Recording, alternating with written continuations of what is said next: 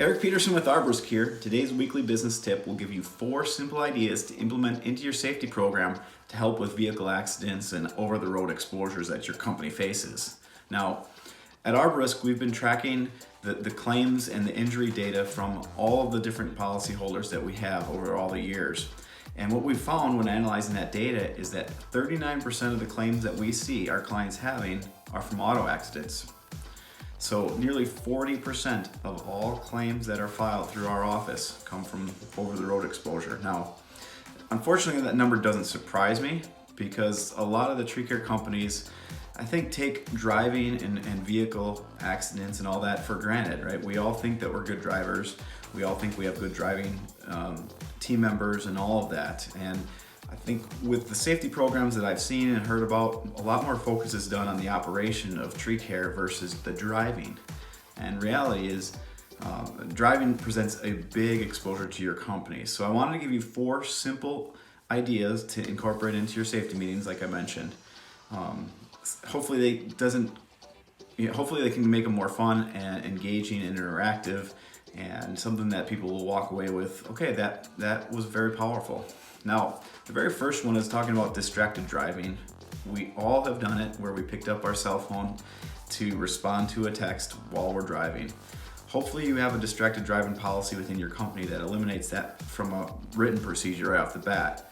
But I want you to do a simple exercise inside your safety meeting. Ask for a volunteer, have the volunteer come up to the front or in the middle, whatever, have them sit in a chair, text that individual a message and ask them to text you back one-handed as if they were driving. And when they look down at their phone to start the text message back, get a soft squishy ball and throw it at them, toss it to them, and see what happens, right? They'll probably get startled and look up. They might catch it, they might drop it, they might drop their phone, whatever it is, just watch their reaction. And then talk about how texting distracts you from the task at hand, with driving, and go into that. So that can be a quick, easy visual description of what distracted driving does to, your attention span. Second one is, create a backup contest. A lot of the claims that we see are simply from backing up into something. Very mindless activity that we do, very easy to make a mistake, but also very easy to prevent. So many people that I've met in the tree care world believe that they are the best at backing up a truck and trailer, and they know it, they're the best. Well, give your crew members a chance to prove it. Create a simple little backup contest in your yard or maybe in a private parking lot or someplace that's safe. Set up a small course, set up some rules and guidelines on what you need to do throughout the course with some cones or whatever, and work in teams, in teams of 2 or 3, so that you have a driver and a spotter or 2, and set some criteria and make it a contest. But ultimately the goal here is that we focus on proper backing up so that we don't run into things, and that we're using that spotter, and that we're just being aware that backing up causes many more accidents than need to happen.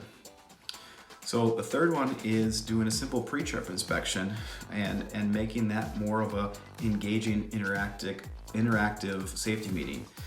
We all know you have to do the PreTrip inspections, but that becomes kind of monotonous and boring over the course of doing it, so often. And I think a lot of times, unfortunately, complacency comes into that, and we might miss things that we otherwise did. We might not have checked the lights or the turn signals and all that stuff. So do one with the whole group, and then break into teams and let the teams do it. Each show them, each of the teams do it on their own, and then discuss as a group what the differences they saw, what they found. I think, unfortunately, it's going to be shocking to know that companies within your firm are doing it different. Lastly, job site or work zone on the road setup, right? Take a spot in front of your office, maybe on the road by you, or in an empty parking lot again, but set up a job site.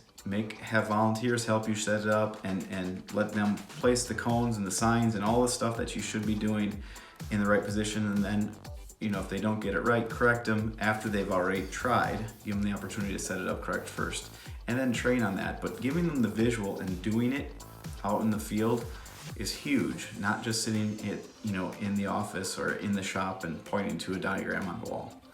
So those are just 4 simple ideas to help bring awareness to the over-the-road exposures that you have and build that into your safety program meetings, and really help drive home the message that, hey guys, a lot of our issues are going to come from on the road. So let's just work really hard at preventing that from happening. And we don't have to get into injuries, we don't have to get into accidents, we don't have to have time spent messing around with any of that stuff. So if you need any other help on safety or driver and fleet maintenance and management, give the ArboRisk team member a call and we can help you start to become extraordinary.